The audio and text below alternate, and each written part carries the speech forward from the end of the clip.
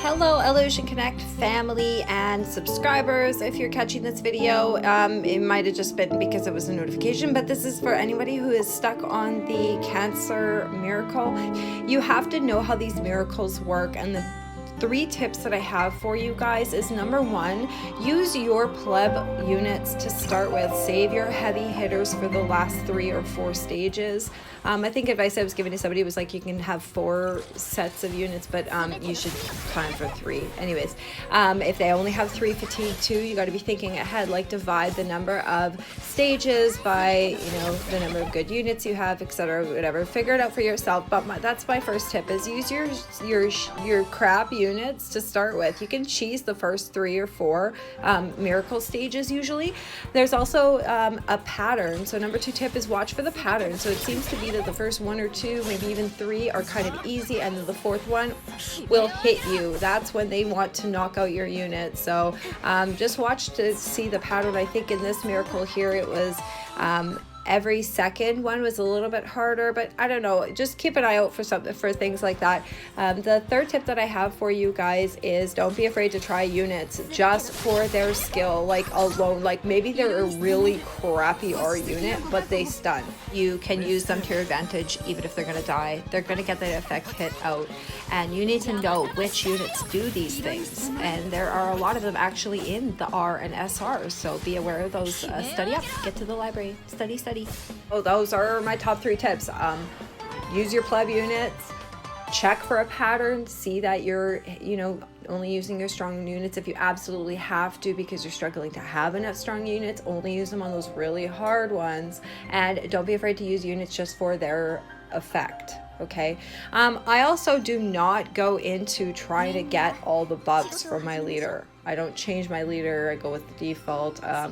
Auto team will actually end up using all of the units you need to survive some of the trickier ones, where it's a protect trick, or where you have to survive for the whole match. And you'll see that in this video. I do have an example of how to do that. You don't want to worry about attacking so much. You want to protect that person. But yeah, have to always have attackers. Don't get me wrong. It's kind of the same thing with the healers. It kind of depends on the situation, but you always kind of want to have a healer or some sort of support. You always want to have some sort of attack, even if that attack is weak, but the stun on it is guaranteed. Like us, that is something that you have to be watching your units for and know your units for. I have gone through and I used to use some of the lesser popular units because I didn't have a lot of money to the game. I didn't have the BP units and things like that, but you do get those eventually, right? So keep grinding out, keep working on your game, play your game. And if you're stuck, hopefully this video will show you. I did not use any of my really strong, I'd say like my foremost or my popular units. I tried to save that for you guys to see that you can use units that are forgotten about. Shanti, Mia, you guys don't forget that Saya has a set kill. Use that properly. Use that to your advantage when you need to. You may not be running her on an everyday team, but maybe she can kind of be in that mid pack to help clear miracle for you. You have a lot of units. Also, if you do daily trials, that is teaching you how to use your units. You have attackers, you have supporters, you have healers. You need to be watching for where you can use their synergy well with each other, even though they're an R unit or an SR.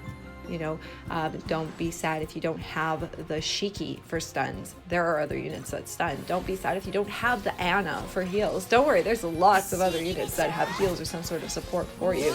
There's AoE, single hit, column, row, cross. Some people call it plus or an X, but it's cross pattern. Your units placed correctly. You want to have the units known. You want to go through there quickly, briefly look at their skills, and every time you select a unit in your lineup placement, there's a little magnifying glass. You can view the unit before you actually place them. So if you just kind of want to start learning as you go. And good luck to you. I'll leave the rest of the video here. There's a couple fun things to watch, and it's pretty much just informational for you guys. I'm working on some other content right now, so yeah, enjoy. Take care. Bye.